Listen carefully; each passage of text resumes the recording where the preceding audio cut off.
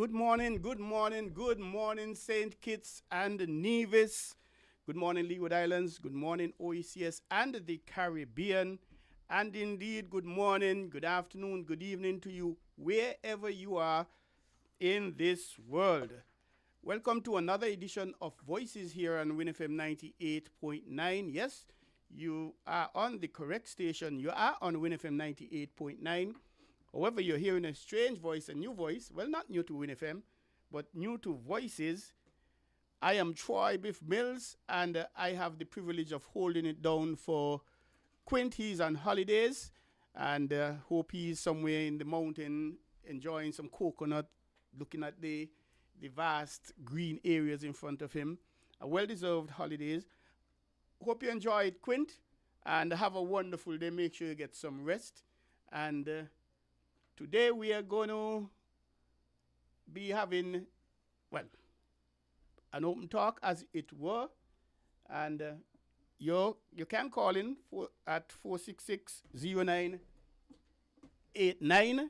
I'll be here to take your calls to go live on the air. Or you could even call in from overseas, from Canada, from the US. And I'm going to give you those numbers in a second. In the UK, you call 033-344-0065. That is 033-344-0065. In the USA, you can call us at 718-285-6984, 718-285-6984. And from Canada, you call 305-921-4619, 305-921-4619. And we'll be able to take your calls. You ask questions, share your views, opinions, concerns on matters you have. And of course, we're asking that you not be libelous, and you make sure that you don't expose yourself, WinFM, to any libel, and you keep it clean. Be respectful to yourself and to the listeners, though they may not call in, but please be respectful. And where do we start? We have so many topics we can speak about. We can speak about the war, the USA declaring war on Iran, so to speak. And we have the recently concluded CARICOM heads of government here in St. Kitts and Nevis. First time in a long time, we've had all the heads of CARICOM being present. And it was the 50th hosting.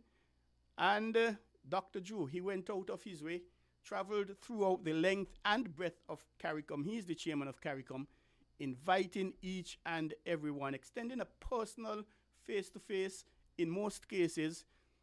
Well, I did say almost. He went to almost all of the countries. And perhaps that may have been the reason why it was so successful in terms of all the leaders being present. There are some applications, some considerations for countries to join in.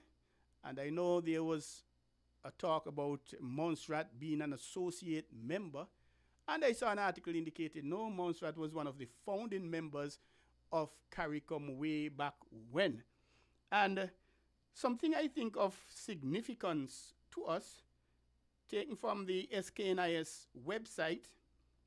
It's an advisory from FinCEN Advisory, FIN 2014A004, a milestone achievement for St. Kitts and Nevis. It says Bastia St. Kitts, February 27, 2026, on the SKNIS website. The government of St. Kitts and Nevis welcomes the formal recession by the United States Department of Treasury Financial Crimes Enforcement Network, FinCEN, of its 2014 advisory concerning the Federation's Citizenship by Investment Program. The advisory, originally issued on May 20, 2014, raised concerns regarding the abuse of the CBI program by certain foreign individuals. On February 24, 2026, that is just last week, FinCEN officially rescinded that advisory. This development marks a significant milestone in the government's sustained and comprehensive reform of the CBI program over the past 3 years. Importantly, this announcement comes as St. Kitts and Nevis concludes its successful hosting of the 50th regular meeting of the Conference of Heads of Government of CARICOM, a moment when regional leadership, cooperation, and collective progress are in sharp focus. The timing underscores the Federation's strengthened standing not only regionally, but internationally. I quote, "I am pleased with this excellent news. Over the past 3 years, we have strengthened due diligence, increased minimum investment thresholds, transformed the CBI unit into a statutory body with proper oversight, implemented residency and biometric requirements, and led the establishment of a regional CBI regulatory authority. We committed to restoring integrity and international confidence in our program, and that commitment continues to be recognized internationally. A significant cloud that once hovered over our CBI program have now been lifted, and that is, according to the Prime Minister and Minister of Citizenship and Immigration, the Honorable Dr. Terence Drew, describing the recession as a moment of national validation. Since taking office in 2022, the administration led by Prime Minister Drew has undertaken sweeping reforms to modernize and fortify the CBI program.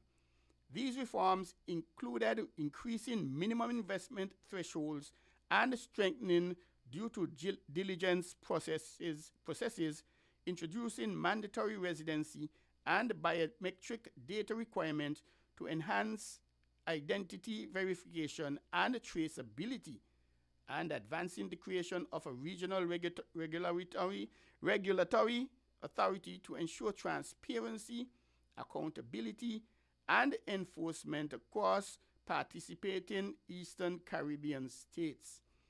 These actions formed part of a strategic roadmap initiated upon the government's assumption of office, aimed at securing the long-term sustainability and global standing of the CBI program. As early as 2023, international partners had begun to view the program more favorably as a result of these significant reforms.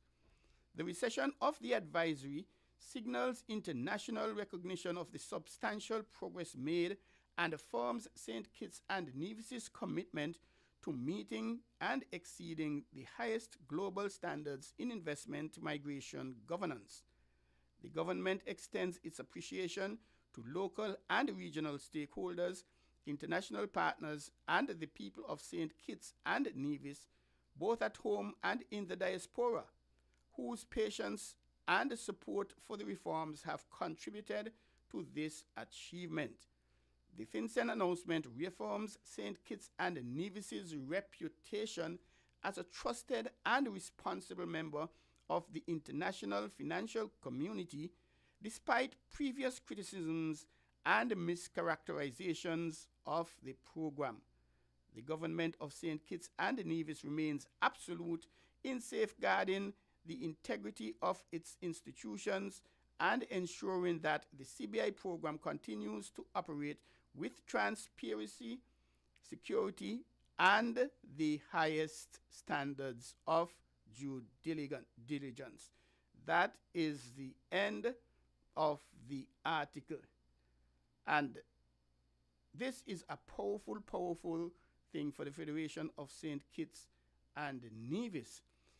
I'm certain most persons would recall that the Citizen by Investment Program that came about back in the 1980s under the previous PAM-NRP coalition. As a matter of fact, we were the first country in the world to offer this service, if I'm not mistaken, and it has grown by leaps and bounds. I know there have been concerns that perhaps we need to diversify from this, and with some good merit, perhaps, because if persons were to go about not investing in this program, it will probably leave us high and dry in terms of revenue generation.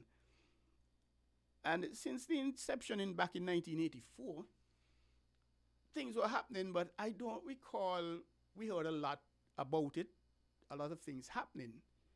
I don't know if that means it was running very good or they had issues, persons were not touching them. But it was only in the later stages. In the 90s, I think, then we started hearing more and more about it in the latter part of the 90s. And of course, as time went on, we heard about the Europeans having an issue, the US having an issue, Canada having an issue. And not only that, some countries in the Caribbean followed suit.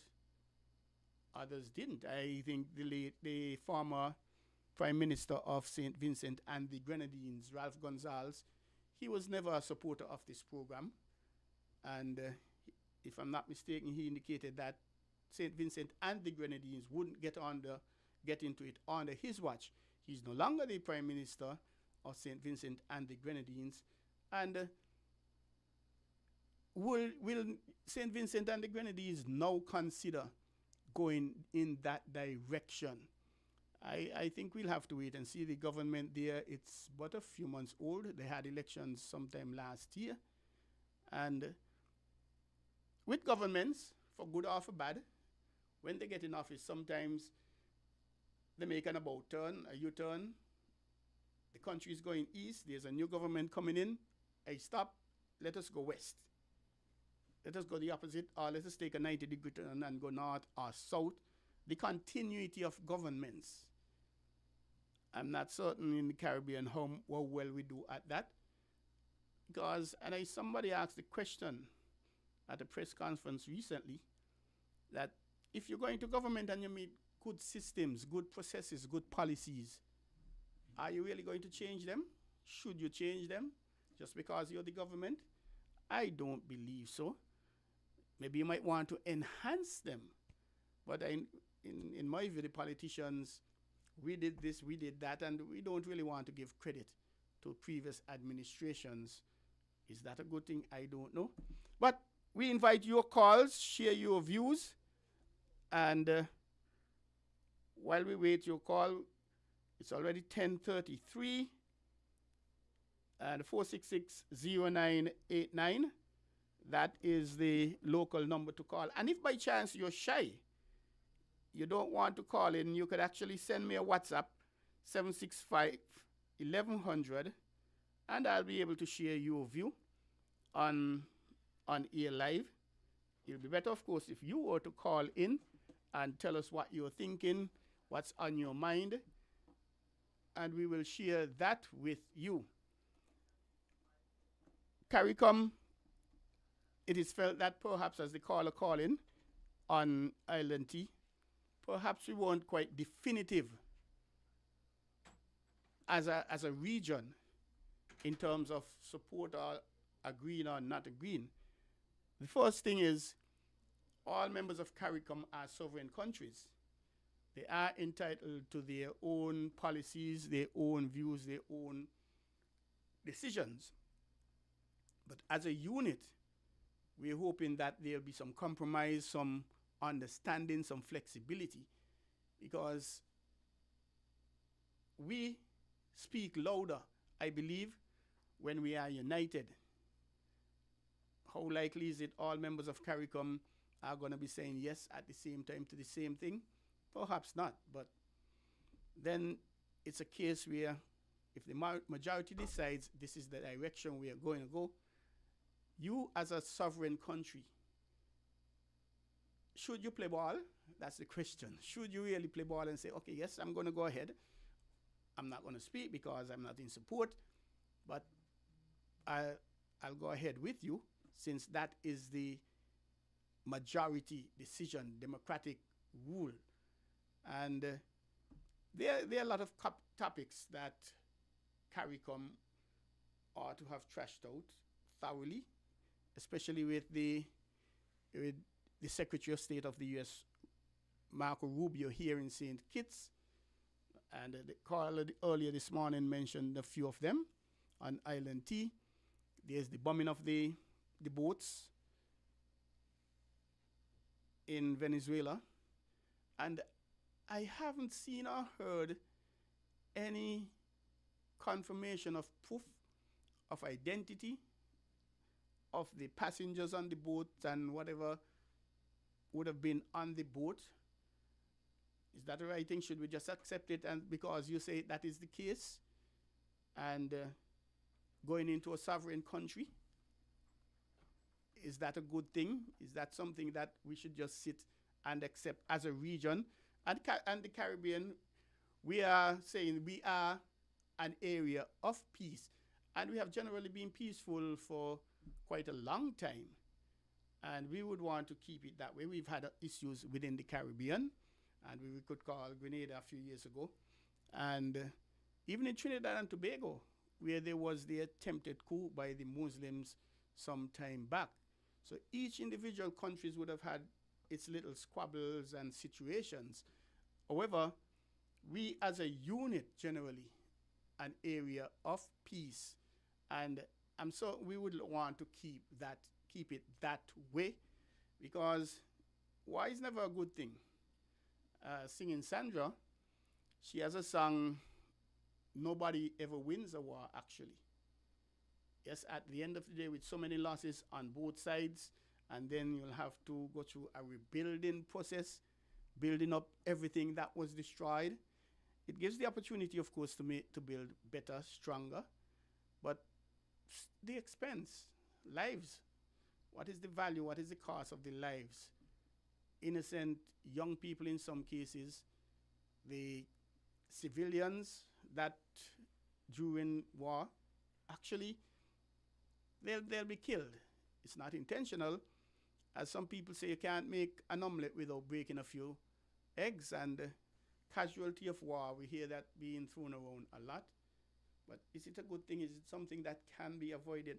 Call in and share your views. Let us hear what you are thinking. And you're listening to Voices here on WinFM 98.9. I am Troy Biff Mills, your host, hanging in for Quint, the quintessential one. And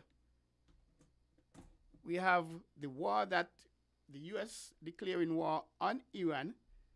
And apart from the political element of it, there's also a sporting element of it. Iran may very well not participate in the World Cup in the next 4 months or thereabout in the U.S. They are one of the 48 countries taking part. And for those who may not know, the World Cup, well, I say U.S., actually it's USA, Mexico, and Canada, but the bulk of matches are being played in the USA. And it is a historic World Cup because FIFA has expanded it from 32 teams to 48 teams. 32 to 48. I am not at all too happy about that because I don't think we in the CONCACAF region, that is our zonal, our continent for football, the Confederation of North Central America and the Caribbean Association Football, we didn't quite benefit per se. Africa, they were the ones, they went up to some 9 teams. And a lot of countries who would not have had a chance with 32 teams to make the World Cup, they are now in there. And there's the other element with the US, should I say, restricting visas and visa application for some countries, putting them on a list. So their fans, though the teams made the World Cup, their fans wouldn't be able to go because of visa limitations, restrictions, whatever you want to call them. Example is the $15,000 deposit US that some persons from countries will have to pay on applying for visas. How many persons could actually make that? And some people, after the last World Cup 4 years ago, when they go back home, they start saving for them and their family to go to the next World Cup, wherever it is, and they save and buy tickets early, book hotel rooms early to get cheaper prices. And that is being threatened. There is a discussion that because of the orders from the US, a lot of persons have actually returned the tickets, asked for refunds and the tickets, cancelled hotel rooms, and were that to go through, I've seen reports indicating that the US will lose billions of dollars. 4 months out, I think a lot of people on edge, nervy, because they are wondering what is going to happen if countries pull out the US. If they say, hey, we're not going to the US, we could play in other countries, either Mexico or we could play in Canada. Are Mexico and Canada in a position to accept that? The general feeling is yes. And we will just have to wait and see how that is working out. It's not going to be an easy thing. And how it's going to happen, I'm not too certain at all. But on the bright side, I think FIFA is working behind the scenes to get it sorted out, because obviously they can't wait until the day, the week, the month to know what is going to be the position. So no doubt they're looking at contingency plans. They're having discussions, having meetings, trying to have confirmation that it would be okay. These countries will be going. And the FIFA themselves issued a disclaimer. You having an airline ticket, you already booked your hotel, but there's no guarantee you'll be allowed into the US. That is not FIFA's call. FIFA don't have a say in that at all. So all of this we'll have to wait and see how that works out. Voices here on WinFM 98.9. Well, I touched a few topics. There are many more. And give us a call, share your views. And if you're shy, by the way, and you don't want to call, you can actually send a WhatsApp to me, 765-1100, and I'll be able to share it for you. What we're going to do, we're going to take a break, go downtown, pay some bills, and we're going to come back and be with you when it comes to voices again. Table or a bed, or crouch against an inside wall or in a corner, and cover your face and your head with your arms. Remember, DCH, drop, cover, hold on. Glass windows and doors, outside walls and doors, in an earthquake, bad news. Take care yourself. Most injuries during earthquakes happen when something drop and hit people entering or exiting a building. Last thing, nobody run outside and ask, you feel it, you feel it? Remain calm, stay indoors until all the shaking stop, and do the DCH, drop, cover, hold on. This message is sponsored by the Australian Government, AusAid, and produced by NEMA in collaboration with WinFM.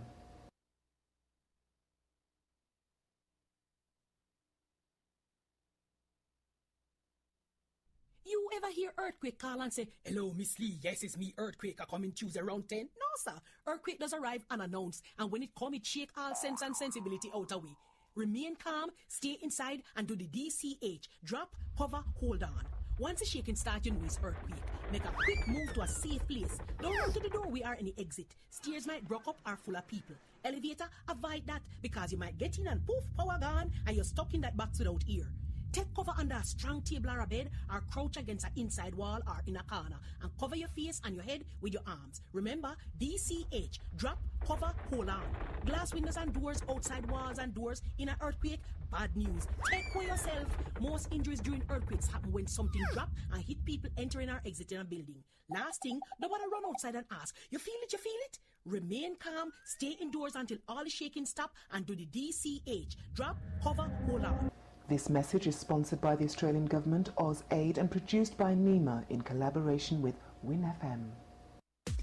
Come, build with us at Hostels Building and Nevis Centers. We don't just sell materials, we help you build your dreams. Whether it's a new home, a renovation, or a DIY project, we're here to make it happen. That's why we say, build with us. From foundation to finish, come to our stores where we have the best in building materials, hardware, tools, paints, expert advice, and more. Whatever you need, you can count on us. So if you're ready to get started, build with us. With Hostels Building and Nevis Centers, you're not just building a structure, you're building a future. Let us help you create something amazing. Dream with us, plan with us, grow with us, build with us. Come build with us at Hostels Building and Nevis Centers today. Build with us at Hostels.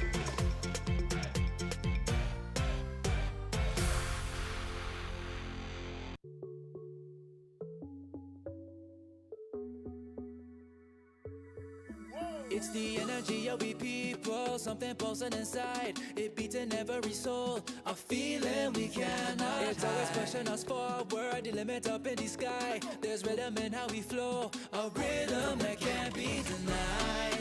It's in the feeling in how we talk.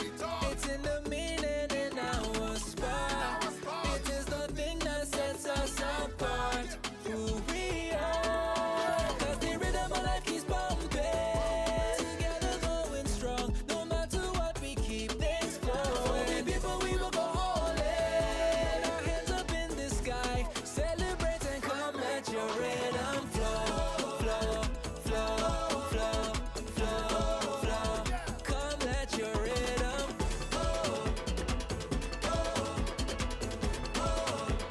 Come, let your rhythm flow.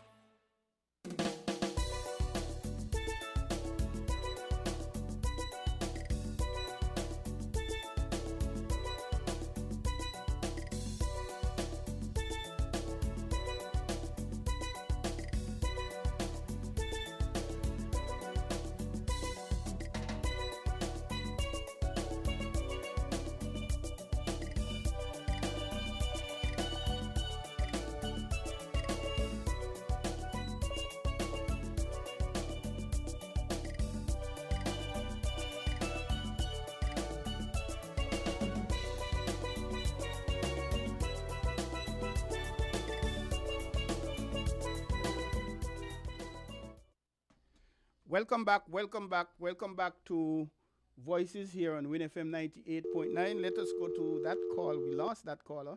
Let us take the second one. We lost that one. I guess I'm not as quick as I need to be. You can call back and tell us what's on your mind. 466-0989. Thank you very much, caller. And while we prepare to take the call, let us hear some info. We have the caller back. Good morning, caller. Welcome to Voices. You're live. Good morning to you, Bill. Good morning, sir. How are you? And blessed in Jesus' name, and good morning to all your listeners as well. Again. Now, like as you're speaking on the issues with America doing what they're doing, including in Iran. And as I said earlier, that no matter how much we talk and that sort of stuff, we are just talking in the ear if we do not realize that Jesus Christ is the only solution to the problem. If we don't realize that, we are just talking in the ear. You see? Because, like I said, as the Bible says, for example, in Isaiah chapter 10, when Israel was disobeying the word of God, he tell them he's going to send a wicked nation against them to do them evil. You see, and we could talk, but God is in control. Jesus is in control, and no one can stop him. And he will do what he said he would do in his word. If we do not obey him, that is, he will destroy us. He will bring us to ruin.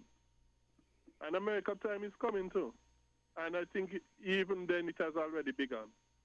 So nobody is going to get away living in disobedience to the word of God. And the zone of peace that we are talking about in the Caribbean and wherever else, they're just zones of false peace and false security at best, because they are not rooted in the word of God. They do not have the word of God as their foundation. And in God's own time, he just pulled the rug from under our feet, from under our zone's feet, and shows us for what it is. It is false, at best, false. So this is, so like I said, only the Bible is the answer for everything in life, including for America and God protecting us from America.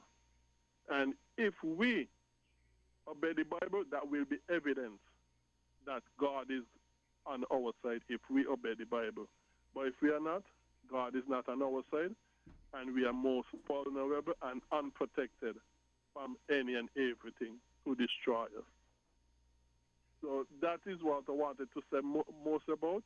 in giving Jesus Christ the glory and letting us know that the only solution and answer for everything in life is the Bible. Okay. Thank you very much. Thank you very much. Thank you much. Thank you very much, Greg. Greg, of course, very self-opinionated. He never shied away from sharing his view, especially on the political arena, especially when it deals with the church and religion. Religion is a topic it exists, it's there. It's not something I dive into too much for various reasons. How many persons in religion are really walking the walk and talking the talk? And I'm talking not only just at the lower levels, at the top, the pastors coming down. And when it comes to the religion, some religions believe that it's okay to go to war and to fight. And of course, countries will have to defend their sovereignty. But suicide bombers and things like that, I'm not certain I could understand those sort of things. 4660989, and while we await your call, let us listen a bit that came out of the CARICOM, and we are going to go to it. And let me also welcome the press to this press conference on the closing of the 50th regular meeting of our community. I will read a statement and then I will proceed to entertain questions from the press.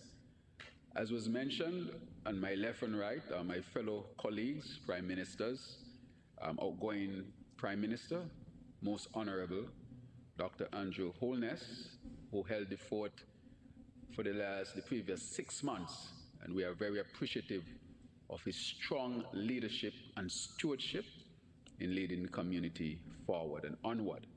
And to my immediate left is the Prime Minister of St. Lucia, Prime Minister Philippe J. Pierre, Honorable, and he will be taking over in July. So together the three of us form the bureau that leads CARICOM at this particular time, as a matter of understanding how it functions. And then further to my right, as was explained, the Secretary General. She's the one who heads the Secretariat and makes sure that the engine is oiled and running. Persons who we sometimes forget, but their significant work, of course, make sure that everything is held together. So I will now proceed to read my statement. I'm happy to serve as chair of the Caribbean community and to have welcomed my colleague heads of government to this 50th regular meeting of the Conference of Heads of Government of the Caribbean Community, CARICOM, in our beautiful country of St. Kitts and Nevis. This week, every member state and associate member was represented by their head of government or a designated head of delegation. In fact, we had 20 of 21 heads of government of member states and associate members. We had all of the heads from all of the full members of CARICOM. I'm advised that this is the first time in over 10 years that there has been such a high attendance, showing our commitment to CARICOM. I extend my appreciation and gratitude to all my colleagues from across the region who took the time to attend and actively participate in the meeting. I also extend my appreciation to all delegates for their interest, dedication, and commitment to the meeting. Their presence over this week was noted and their contributions were appreciated. For this 50th regular meeting, I will go into who we welcome, but I want to thank all those who were involved, from our local committee here, headed by our Cabinet Secretary, our Foreign Minister who led the Foreign Service here in St. Kitts and Nevis, Honorable Dr. Denzel Douglas, and all others who were directly involved with making sure that this was possible. So from the 50th regular meeting, we welcome the following special guests. First one, His Excellency Adel bin Ahmad Al-Jubeir, Minister of State for Foreign Affairs, member of the Council of Ministers and Climate Envoy of the Kingdom of Saudi Arabia. The Minister of State outlined current partnerships with individual CARICOM member states and reiterated his nation's commitment to regional development. He noted that the objective of his government was to advance collaborative frameworks to achieve sustained development. We also welcome His Excellency Dr. George Elombi, President and Chairman of the Board of Directors of Afrexim Bank. Dr. Elombi underscored his commitment to executing and accelerating agreed programs within the region and announced the increase of Afrexim Bank's global limit for CARICOM initiatives from US $3 billion to US $5 billion. We also welcome His Excellency Marco Rubio, Secretary of State of the United States. Secretary Rubio noted his administration's objective of reinvigorating traditional relationships in the Western Hemisphere as both share common opportunities and challenges.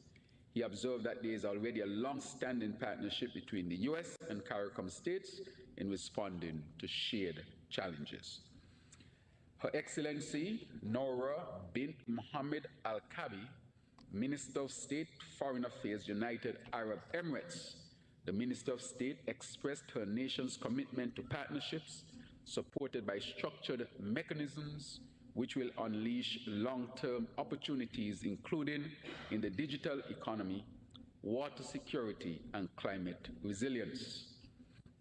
And our last special guest, the Honorable Shirley Battre, who Commonwealth Secretary General. The Secretary General underscored the organization's commitment to supporting the current and emerging goals of its constituents.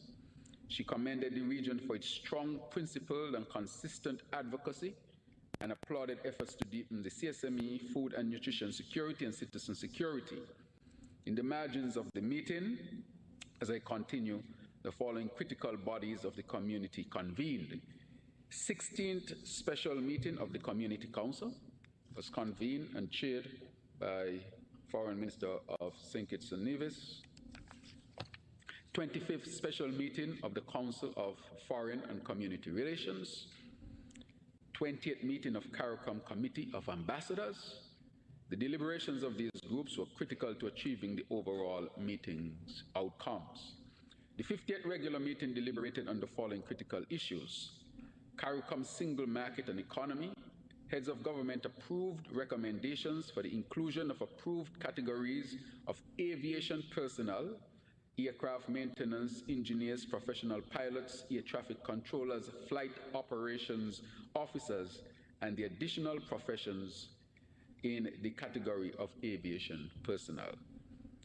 Reparations. Heads of government requested the Prime Ministerial Subcommittee on Reparations to review and advise on the revised CARICOM 10-point plan for reparations, a manifesto, as well as on the priority activities for the Commonwealth Heads of Government meeting scheduled for Antigua and Barbuda in November and other strategic meetings in 2026. We also looked at UWI indigenization process. Heads of government welcomed the report on the progress of the indigenization of the University of the West Indies and endorsed supplanting the Royal Charter with a treaty signed and ratified by CARICOM member states. The proposed treaty completes the indigenization of the University of the West Indies by anchoring it within a CARICOM treaty framework while preserving the autonomy, governance, and academic freedom that were characteristic features of the Royal Charter. Heads of government expressed their appreciation to Professor Hilary Beckles, Vice Chancellor, for leading the process. The situation in Haiti. Heads of government received an update from the Eminent Persons Group, EPG, on the status of recent political developments in Haiti and on the security and humanitarian situation. They expressed their deep appreciation for the government of Kenya for its unhesitating willingness to take on leadership of the Multinational Security Support Mission, the MSS, which has now transitioned to the Gang Suppression Force, GSF, authorized by Resolution 2793. They commended the Eminent Persons Group, EPG, for their wise and strategic facilitatory role on the CARICOM's good offices at the time. The conference reiterated CARICOM's firm commitment to the restoration of peace and stability in Haiti and expressed support for the framework for improving security and holding of elections put forward by the new Prime Minister of Haiti. Regional security, heads of government commended the high-level representative on law and criminal justice on his fourth report on regional security. They noted the progress made on drafting model legislation and policy papers on criminal justice and legislative reform. They welcomed the offer from the United Nations Development Programme, UNDP, to work with CARICOM to expand and implement a police record management information system. Finance and governance, heads of government agreed to establish a committee comprising of Honorable Mia Moore Motley, Prime Minister of Barbados, Honorable Roosevelt Skerrit, Prime Minister Dominica, His Excellency Dr. Irfan Ali, President Guyana, and Dr. the Most Honorable Andrew Holness, Prime Minister of Jamaica, to review the governance and financing of the community. Border issues, Guatemala, Belize, and Belize, Honduras. Heads of government received an update on the Guatemala, Belize, and Belize, Honduras cases before the International Court of Justice. They commended the parties for seeking a peaceful resolution to all legal claims against Belize's land and insular territories and any maritime areas pertaining to those territories. They called on all parties to abide by and implement the ICJ decisions when delivered. Heads of government reaffirmed their steadfast support for the sovereignty, territorial integrity, and security of Belize. Guyana, Venezuela. Heads of government received an update on the latest developments regarding the Guyana-Venezuela controversy pending before the International Court of Justice.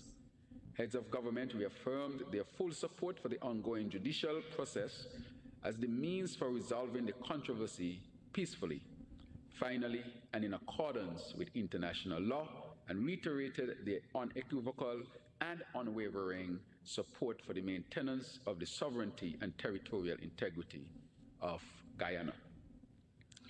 Implementation of full free movement protocol implementation of full free movement protocol on enhanced cooperation. Barbados, Belize, Dominica, St. Vincent, and the Grenadines reported that free movement among themselves successfully commenced on 1st October 2025, and that they continue to strengthen the necessary administrative, legislative, and institutional frameworks identified. Proposed amendment to the revised Treaty of Chaguaramas on the CARICOM Rules of Origin. Heads of government adopted the draft protocol to allow an amendment on Schedule 1 of the revised treaty to be implemented by a decision. Thank you. We are back, and that is the chairman of CARICOM, the Honorable Dr. Terence Drew, with his address at the press conference. And some persons are still not happy if we achieved what we ought to have achieved, what we could have achieved to the extent we did. And PM Drew, he touched on a few topics: CSME, reparation, UE, Haiti, expanding the police record management system.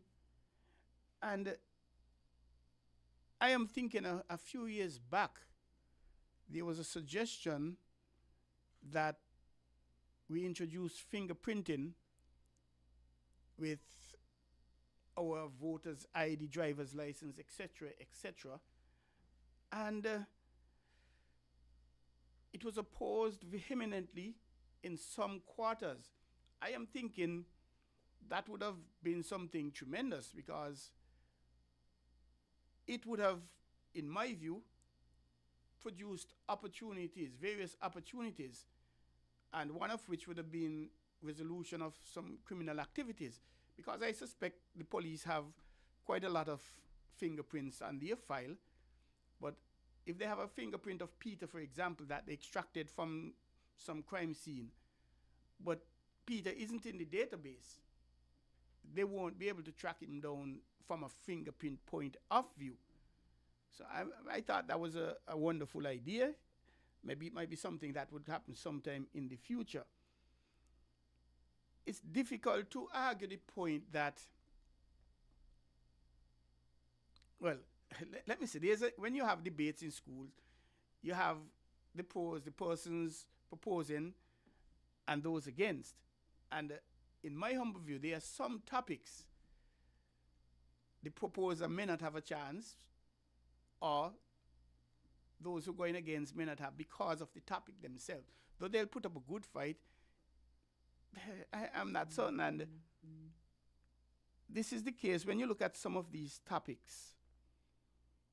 CSME, reparation, and even the full free movement that some countries started on October 1st, 2025. The question is, did all members of CARICOM know this was a plan? This is something that the leaders, or some of the leaders at least, were working towards? And if so, was it adequate time for them to get whatever systems in place to allow that to happen? And then the big question, why is it some countries implemented it and some didn't? And these are the kind of things that, in my humble view, would suggest that CARICOM is not as unified as it needs to be, it could be, it should be. Too much division on certain topics. I think reparation is something that most, if not all, countries actually working towards. How good a job is being done, I'm not certain. And I'm familiar with reparation. Slave masters, they were paid because they lost revenue when the slave trade ended because of their property. Human beings, our ancestors, as property. And I don't know, but UE, I like the idea about UE. And I could recall a few years ago, there was a discussion going around St. Kitts that St. Kitts and Nevis, either they did apply or ought to have applied to have a University of the West Indies campus here, similar to Mona in Jamaica, St. Augustine, and Cave Hill, St. Augustine in Trinidad and Cave Hill in Barbados. A few years ago, Antigua and Barbuda, they were able to get it, 5 islands. And I'm very proud of them. I'm glad they did. And I'm hoping the Antiguans actually maximize the use of it. And I'm remembering something, way back when Darren Ganga, he went on to captain the West Indies. He's from Trinidad and Tobago. I remember the interview when he was asked about his plans. How did you feel? And I remember him saying that he had just passed his CXC, and we have a caller. Let us go live to the line. Good morning, caller. Welcome to Voices. You're live. Hello. Good morning again. Morning, sir. Didn't realize you were going to be doing Voices as well. Oh, yes, sir. Okay. I hope it's not a bad thing. No, it's very good that there's someone there to fit in for Quinn. Yes, I'm trying to follow in his shoes. I think he might wear size 11 or 12 or 14, and I wear size 6. I don't know. No. You're being very modest. Yeah. With regard CARICOM, again, what I'm finding is they're a victim of the slow pace of change, right? You see, I followed that list just now. Mm-hmm. I don't see why much of that list couldn't have been further ahead. Let's just take the freedom of movement aspect of things. Mm-hmm. Now, we understand why some countries may be cautious about it. Okay, well, two reasons mainly. In some cases, they don't want to be. They feel that they might be overwhelmed by nationals of other countries in the region. In another case, they enjoy a pretty good standard of living and feel that any influx of people will dilute that. Okay, so they're very cautious about that. And ultimately, of course, every one of them, I might not say it out loud, but every one of them look at the implications for things like the electoral process. Mm-hmm. You know, every government, again, they may not say it, but they don't want to be disadvantaged by by influx of people from anywhere, right? So there are those things. But what I think could have happened is that they saw the OECS experience, Mm-hmm. right? And to me, that seems to be working, don't you think? Yes, I think tremendous success. Yes. And they, whereas before they might have been fear that Antigua may be overpowered by Dominicans or St. Lucians or whoever else and think it's the same way. That has not happened, right? Because there's something fundamental about immigration. Immigrants generally go in search of opportunities. They go they go to try to make their lives better and their families better, right? They don't go in there to generally speaking, to increase your crime statistics and those kinds of things. And if the opportunities aren't there, they're not going to stay there. They're going to go somewhere else. Indeed. Right? And so this fear, this xenophobia that people have of people coming in to take over the country is not warranted in the case of certainly in the case of the OECS. And I'm saying that since that experiment was successful, to me, CARICOM should have been building on it. No, you mentioned it's Barbados, Belize, Dominica, St. Vincent, I think it is. I think it's those four I'm thinking. Yes. Right. By now, I thought they would have at least tried to do it incrementally. Since you can't do it all at once, do it incrementally. Try and incorporate one or two others.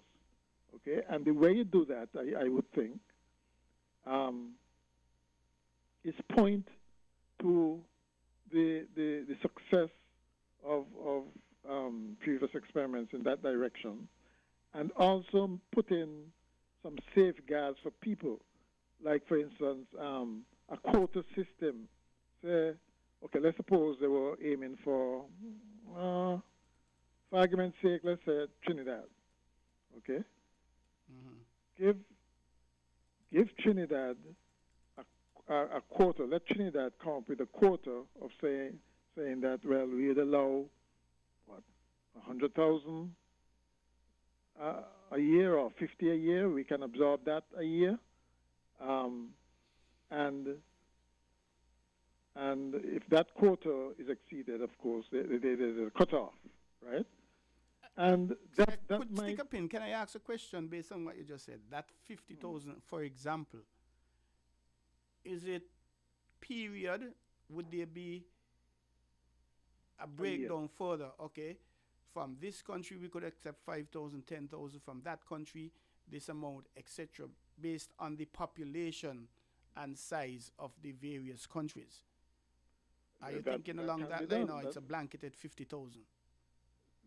That as can an be example. done. I wouldn't put a blanket of because you know that I don't know they may be overwhelmed from one particular island. That isn't really what you're looking for, right? You're looking for something uniform and manageable from the various territories. You can also put things like skills, so that give priority to particular skills and those kinds of things, but make it comfortable for the countries to accept, to at least put their toe in the water, kind of thing, right? Do it that way. So that is what I was expecting, right? I mean, the things that were announced, to me, those are little technical things that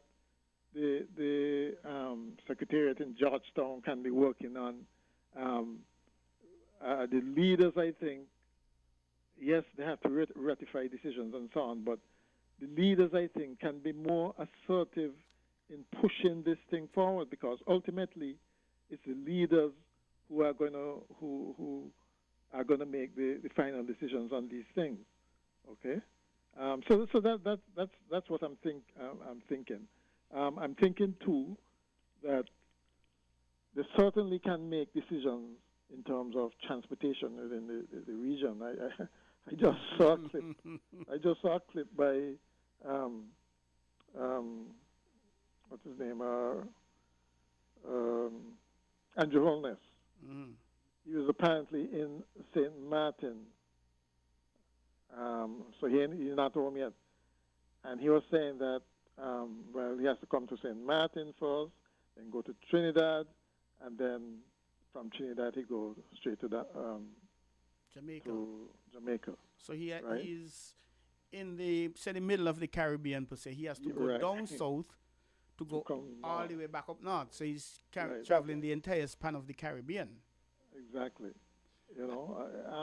Those kinds of things, I think they can certainly do more on, right?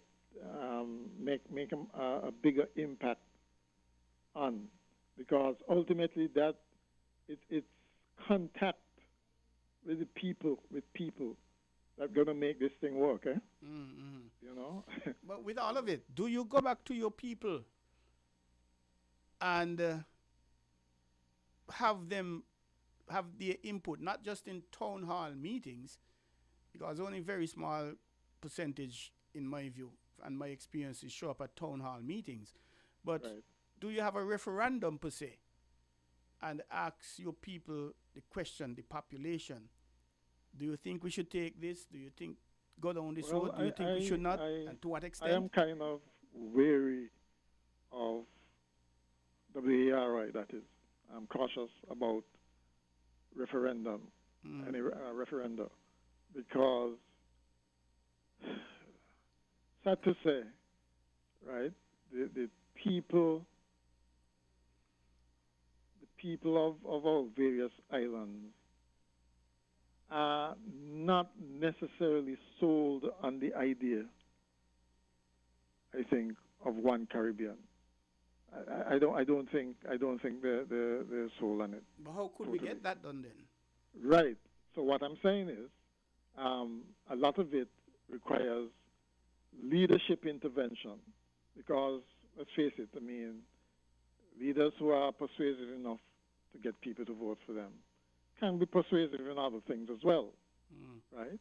So it's getting them on board and let them explain to the people that, listen, this is what we're going to do. We're going to try this. This is a trial. If it doesn't work out properly, we can always revert back to as well. Okay? But let's do this because it is in the interest of a particular island or country that, we have one space. There's only one economic space. But more than that, we hold one head in terms of how we see the region developing, and our relations with outside countries, especially if they're bigger, much bigger than us, right? Can I ask you to hold, caller? We have to go downtown and pay some bills. And I'm enjoying the conversation with us. And you're the only caller at the moment. So please hold while we go and take another or two. Okay? Okay, sure.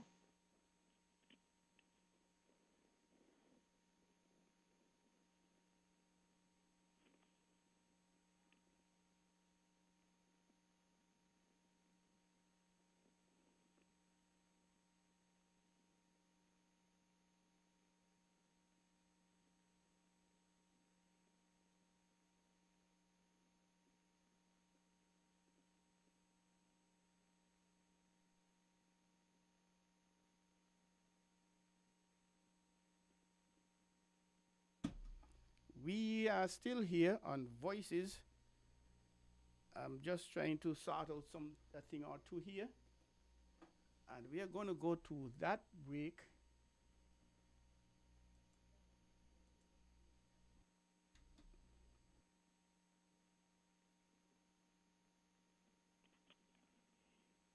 We're doing engineering stuff as well, huh? Come on, come on.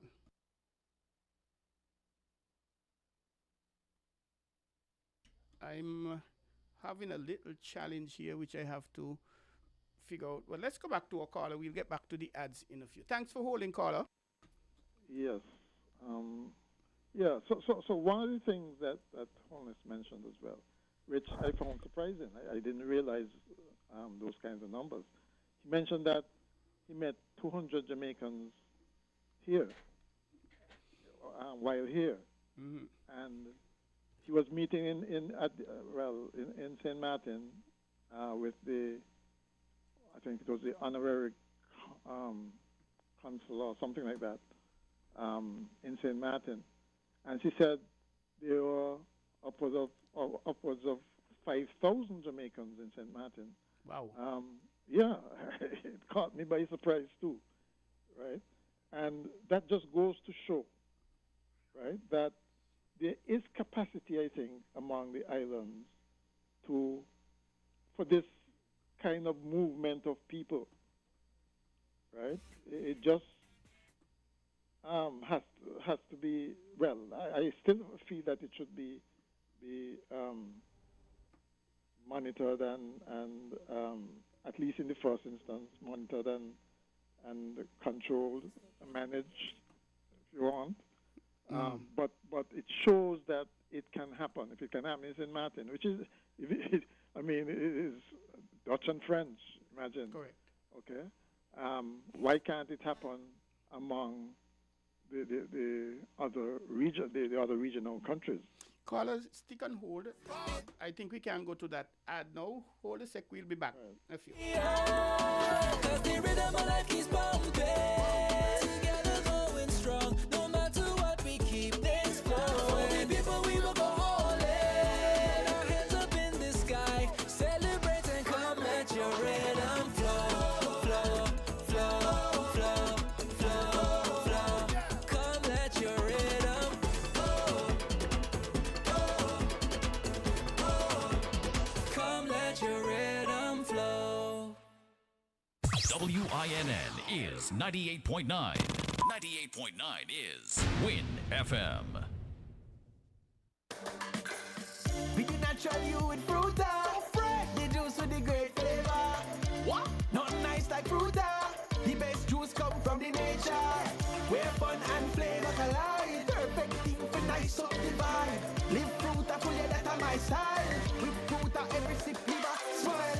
Live Fruitaful. Look for us on the shelf with our new packaging. Enjoy 100% natural juice flavor. It's so fresh. Live Fruitaful with Fruta. Transform your kitchen with the Whirlpool 36-inch French door refrigerator. 25 cubic feet of smart storage, filtered water, and dual ice makers. It's wide, it's tall, it's huge. Save a massive $3,660. This refrigerator was $14,190. Now only $10,530. Offer runs from February 1st to February 28, 2026. Don't miss out. Available only at the TDC Home and Building Depots at Frigate Bay Road, St. Kitts, and Pinnes Industrial Estate, Nevis.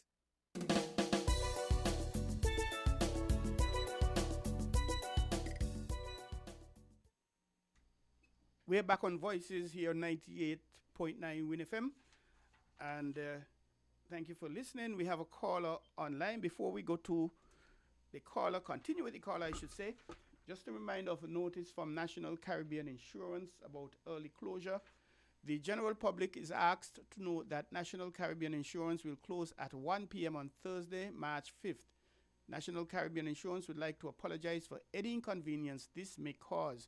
During this closure, customers are encouraged to use their website at www.ncicltd.com to pay premiums, submit health claim forms, request quotes, or for any other general inquiries. Regular office hours will resume at 8:30 a.m. to 4 p.m. on Friday, March 6th, 2026. Thank you for your patience and understanding. And that is from National Caribbean Insurance. Back to our caller, and you're there, caller. Yes, I'm here. Yes, thank you for holding. I appreciate your patience and understanding. So you are on the floor. Yeah, well, as we were talking about, mainly I called about the free movement aspect of things. And the fact that, delving into things like transportation, better transportation can help things like quota systems and managing movement among the ones that are reluctant. Those kinds of things can help. We can also target, I think, particular countries. When I say target them, you look at Ghana now, that is exploding in terms of economic affairs. The fact that they're developing, their growth rate is so large, and so they're so big. I would have thought, just like Belize, that they would have come on board, especially since the CARICOM Secretariat is located down there. Right. Because they, I think, should be able to absorb quite a number of persons. Not sure why they haven't acceded to that aspect of things. But with quite a bit of the Guyanese population, as you indicated earlier, they're migrating to other countries for better economic condition or opportunities. Here in St. Kitts, Nevis, St. Martin, Anguilla, wherever, the BVI. Do you think with them finding oil and expanding, do you see all of these Guyanese going back to Guyana, or are you expecting to see that outward movement still happening? No, I don't expect the outward movement to happen, and I do expect some Guyanese would go back, actually. But I imagine quite a number of them have also settled into wherever they migrated to, and are quite comfortable and so on, right? So I don't think that's worth. That's something CARICOM. It would be nice if CARICOM could get some data on that to see the movement of people where. I'm pretty sure that should be easy to get, but we're not privy to it. Of course not, we're not. So we're just speculating here. At some point, I was in a discussion with a lady, and she said that we are a receiving country. We receive quite a lot of people, yes? A lot of Kittitians are moving out, but, well, let me put that in perspective. We are Caribbean receiving countries.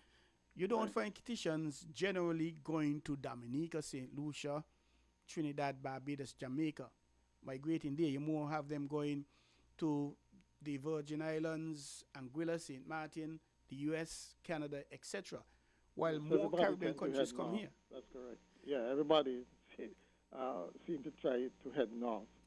The short north, the island hopping north, like the Virgin Islands and so on, and Puerto Rico maybe, but ultimately further north. Do you see? But that, as you realize, is that's closing. Yes, of course. Right. So it's going to be interesting to see one if they do migrate still, or the they stay here and create opportunities for themselves. Mm-hmm. You know, that's going to be something to watch. I don't know how many of our people take advantage of things like the Caribbean skills certificates and stuff like that, which help with movement regionally, right? But you know, at some point we may have to look at those kinds of things, depending on our own growth rate, how our economy begin to absorb the jobs, and then of course there's a kind of jobs that we may want. We may have a need in particular areas, and that is where again the free movement comes in, because I mean if you need particular specialists, you're more likely to, and you're able to advertise them in maybe larger territories. You may attract some of them to come over, right? That's one of the advantages, of course, of free movement. But on that same point, when do you get as a country to the point, if you have those deficiencies, hey, what are we doing now to train our people to erase those deficiencies, to become qualified in those areas, so we won't have that need, that greater need to have these skills coming into the country? Well, it depends on your training policy. I mean, if you're thinking in terms of training locally, you may well ask, what's the point of training 100, shall we say, let's use, for example, architects. Mm-hmm. I mean, do we have the capacity to absorb those? I don't think so. Good point. Right?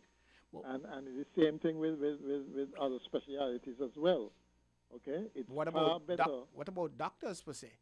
I really believe that we have the greatest number of doctors in the world per capita. But when scholarships are coming up still, we're going to be hearing still 5, 6, 7, how many going off to study medicine. If you're specializing is one thing, in my view, ear, nose, and throat specialist, I don't think we have too many from my little research. I know there's a young lady from Sandy Point. She has her own practice. She just returned from a few years ago. And before her, an ENT, ear, nose, and throat specialist would have been coming from Antigua ever so often, because we didn't have the resources here to fill that. So there's that. But do we need another 1 or 2 or 3? Well, there again, I mean, I don't think we do very well in terms of looking at labor market information systems generally, right, to determine our actual needs. It's almost a fly-by-night, kind of thing. But again, right, even there, you don't want to train people and then they're underutilized either. Correct. Okay. So there was nothing wrong, for instance, in the ENT medical professional coming from Antigua, as long as you got the transportation, you got the whatever services that or equipment and auxiliary services that they may need when they're here. There's nothing wrong with that, because of this small population, we don't want to underutilize them. Okay. Another thing we can do, I mean, it's all well and good to build state-of-the-art institutions, whether it be hospitals or schools or colleges and so on. But state-of-the-art institutions require state-of-the-art maintenance and operations and operatives, okay? And when that cost increases, you have to do cost-benefit, some kind of cost-benefit analysis. Isn't it better, for instance, what would really have been good if we had a hospital ship, for instance, okay, that goes around the region, or certainly the smaller islands, with really specialized services, really specialized equipment, and so on, to do, because there are some, not all operations are emergencies, okay, but there are lots of operations that you can do which require some really specialized equipment and services and personnel. And something like that can assist, rather than try every island, try to get the top of the line, everything. Okay? And then you have it underutilized. I like that idea. The question is how much of our governments will buy into that. Buy into it. That is the question. And not only that, willing to support it as well. And that goes back to the whole question of what exactly the leaders should be doing, right? Because come back to they're supposed to be able to take ideas like that, run with it, and do whatever is necessary to make it happen. If it is something that is feasible, make it happen, right? Rather than deal with these little mundane things that the Secretariat can be dealing with. You mentioned the point about the Prime Minister of Jamaica in St. Martin going down to Trinidad to go in south and go up.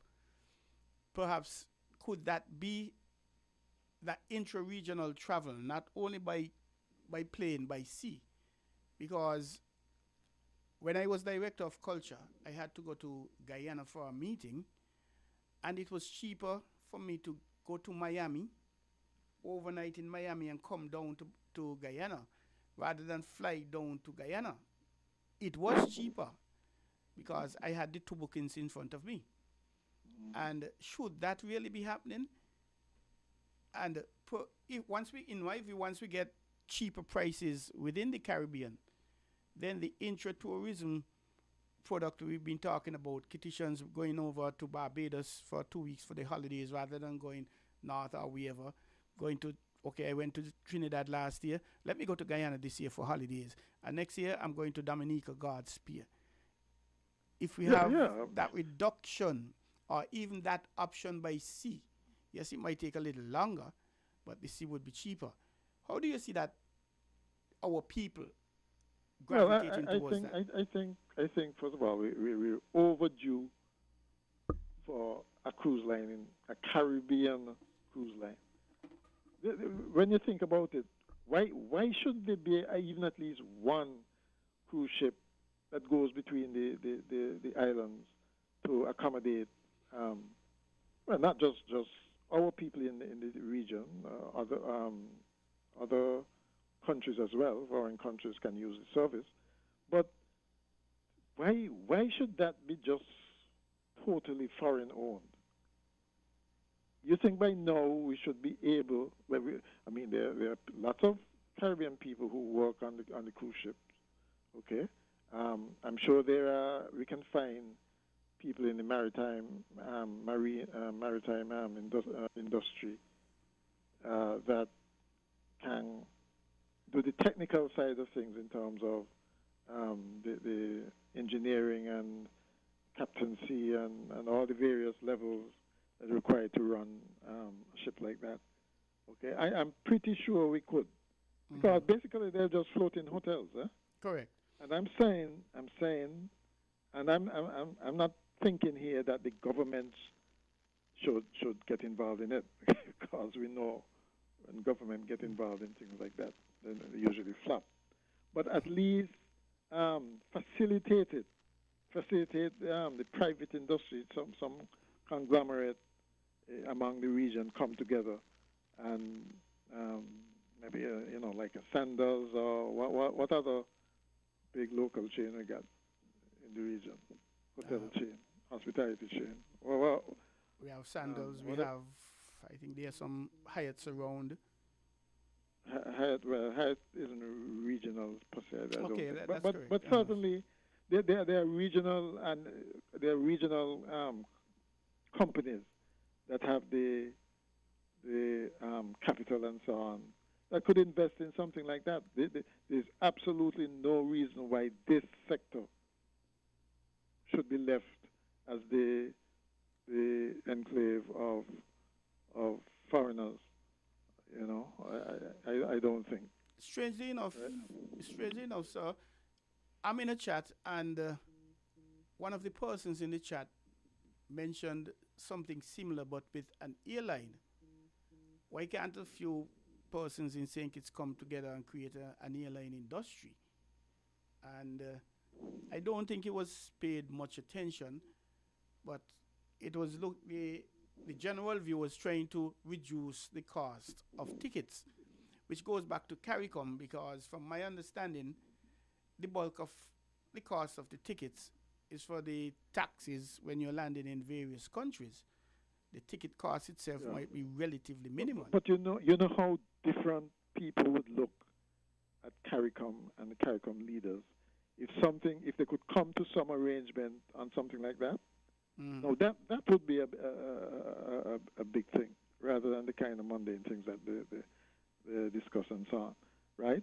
But in terms of the airline, you realize all of a sudden we have an explosion of airlines in the Caribbean. You don't realize that? Yes.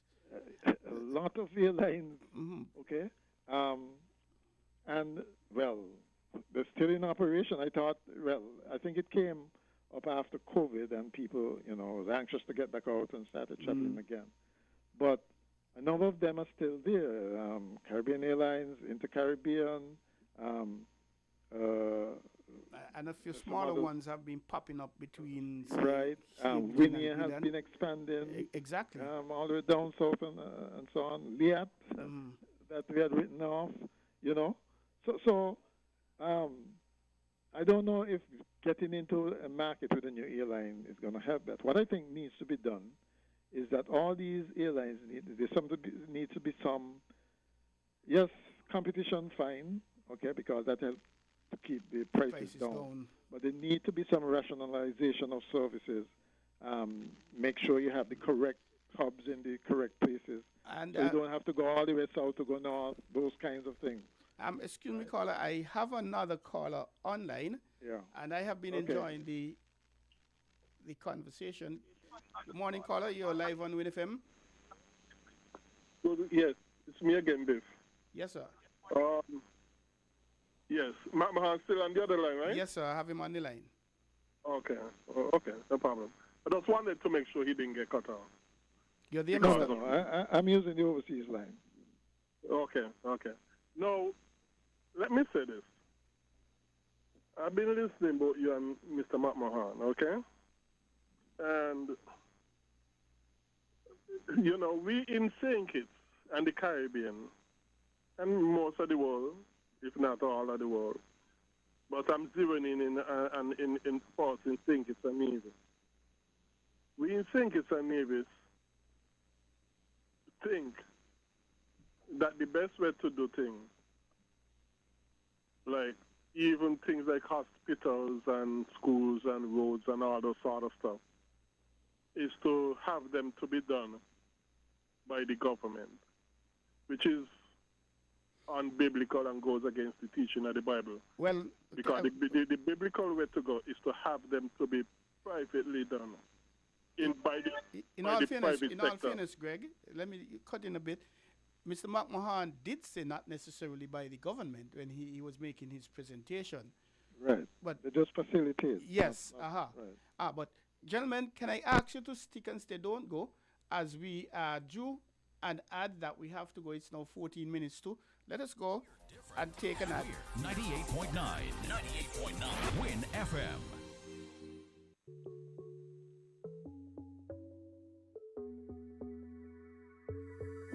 It's the energy of we people, something pulsing inside. It beating every soul, a feeling we cannot It's always pushing us forward, the limit up in the sky. There's rhythm in how we flow, a rhythm that can't be denied.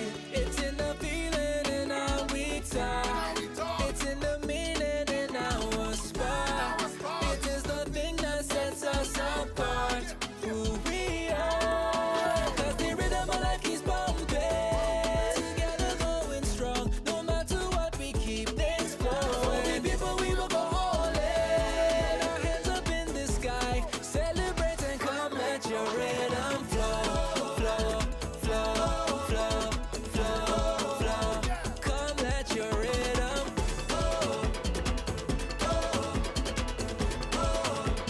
come let your rhythm flow.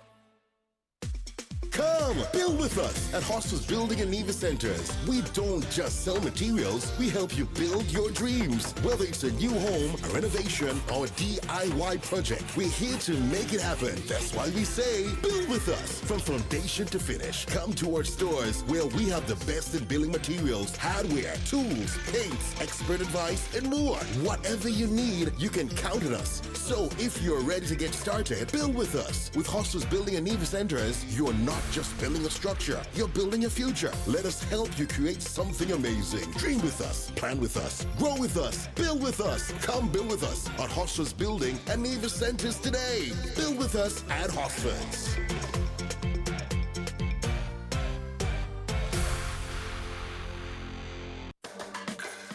We the natural you with Fruta. The juice with the great flavor. What? Not nice like Fruta.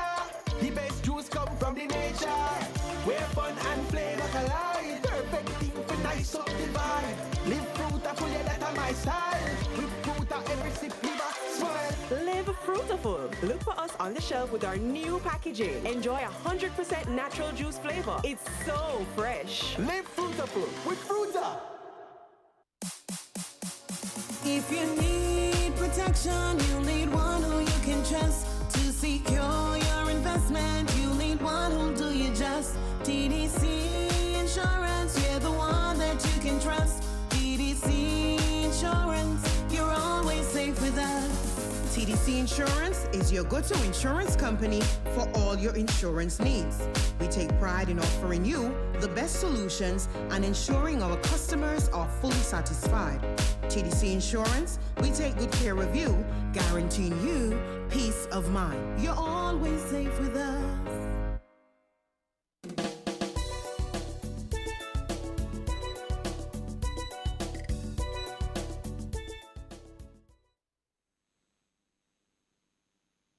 You're listening to Voices here on WinFM 98.9. I'm Troy Biff Mills holding it down for the man quintessential 1Q who is on holidays. Yes, you don't have the wrong station. And we are on the last leg. It's now 11 minutes to midday. And we have two callers on the line. You're there, callers? Yes, I am. Yes, Greg, you were saying, my apologies, we had to go to a break there. But continue, please. Yes, understandable. Yes, but what I'm saying is that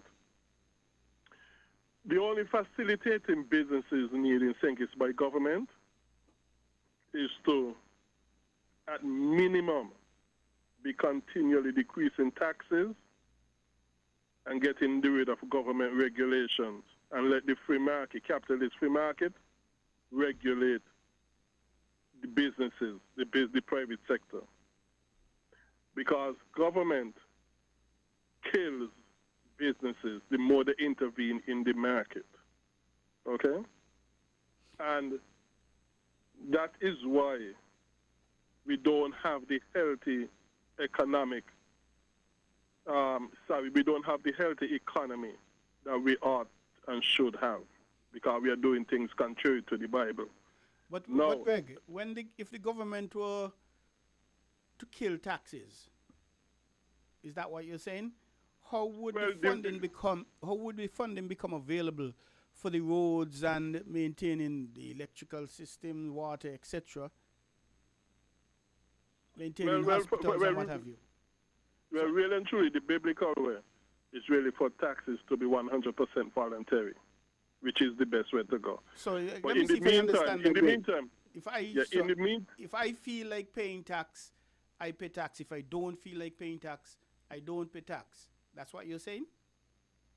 That's the biblical. Well, so yes, if everybody, yes, and how many of us in St. Kitts and Nevis are really going to put up our hands and say, okay, I'm going to pay taxes? How many of us are going to really do that? Okay, let me answer this. Let me answer that. No, I believe in the promises of God that He will sustain you and that He will bless you, and that He promised us once you do things this way, He's going to make sure things go the way He said they ought to go in His blessings. For example, Israel in the wilderness, when Moses told the people to bring their stuff, to contribute their stuff to the building of the temple, people contributed so much to when it was overflowing and He had to tell them stop. Why? Why did they contribute that much? Because God, the Bible said God put it in their heart to do that. And that is what that is why the Bible tells men who the Bible tells us only men who are fearful of God, who fear God. In other words, men who walk by faith and not by sight. They are the only ones who should be leaders. And so it comes down to trusting. But do you trust God with what He said, or do you not trust Him? Do you walk by faith and not by sight, or do you walk by sight and not by faith, which the unsaved does? Walk by sight and not by faith. What is your view on this, Mark Mahan? I think Greg is pie in the sky kind of thing, to be quite honest, right? You don't go.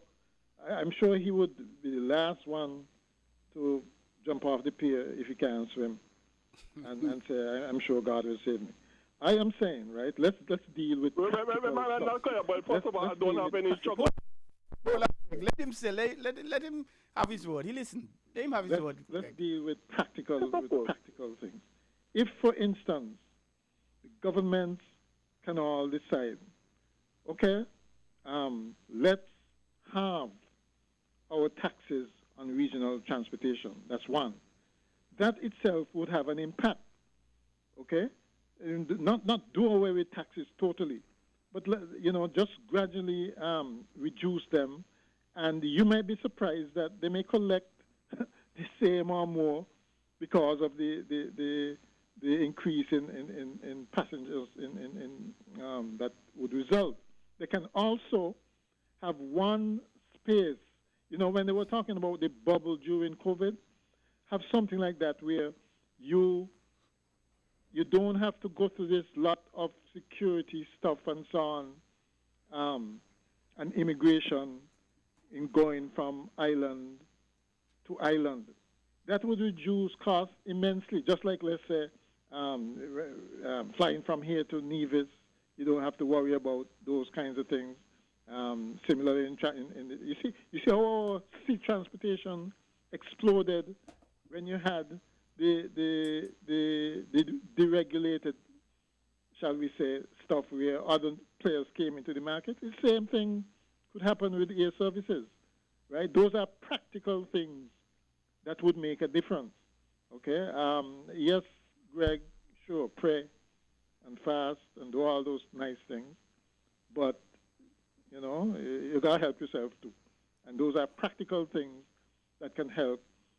So, because I too believe that government intervention isn't the best. It's best left to the private sector. But at the same time, they have a facilitating role because they collect the taxes and they do the regulation. Okay. Yeah, but let me say this. No, Bill. We have. You asked earlier on. Hello? We have just 4 minutes left. Yes. You asked how government gonna find money for roads, electricity, and that sort. So, well, the Bible will talk about that is for those things to be run and controlled by the private sector and not by the government. So that those things will cut down a whole lot on government expenses. But let me say this quickly as well. And I have said it more than once here on WinFM. Some time ago, I looked at a rating of ease of doing business, comparing countries, 190 countries around the world. we came in at 130, which was awful and terrible. Because 130 means that you are not business friendly. It's not easy to do business in your country. And where you got and that information from, Greg? A long time ago, I would have to go and look it up again. Okay, please. Maybe I could, if I find it. So we could walk along with you. Yeah, I've heard that too. I've heard that too. That we're way down in the ease of doing business thing. And you started by now, that's been around so long, it should have been rectified by now. But yeah. Okay, so but let me say, with that kind of a low rating, okay, that is a disincentive for people to come up with businesses that should have been already came up with, including airlines and that sort of stuff. Okay, so we really need to do things business and create and have a biblical free market capitalist economy. If you want to see businesses be increased tremendously, and as a result, jobs automatically be increased tremendously as well, because both go hand in hand. And all of us have the same. All of us have pretty much the same system, so you'd think that that's easy to implement. That's what I was saying. I mean, that's a real good place for CARICOM to intervene in, and it will make a huge impact in the region, right? It will make the leaders look good, that they're actually doing something instead of plodding along. You know, they really should get to it, get to doing it.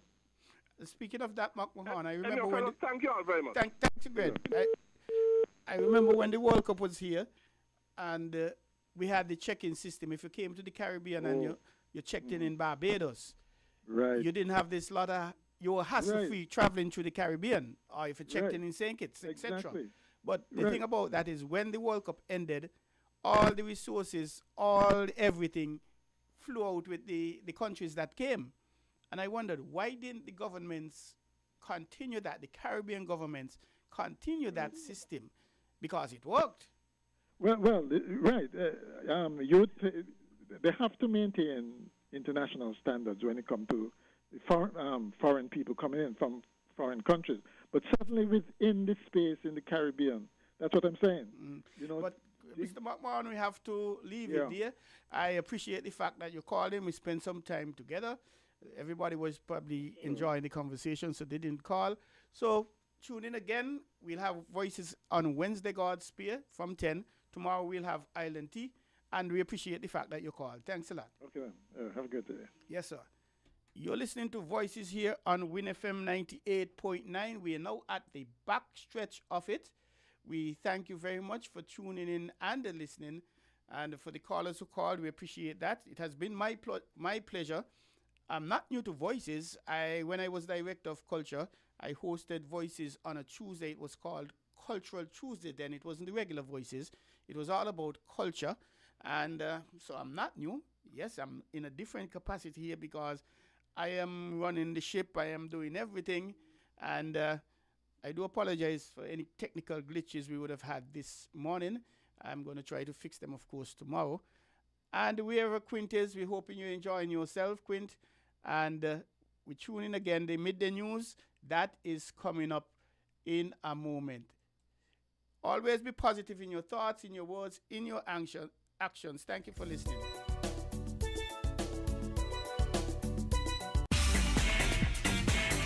Found the sound. 98.9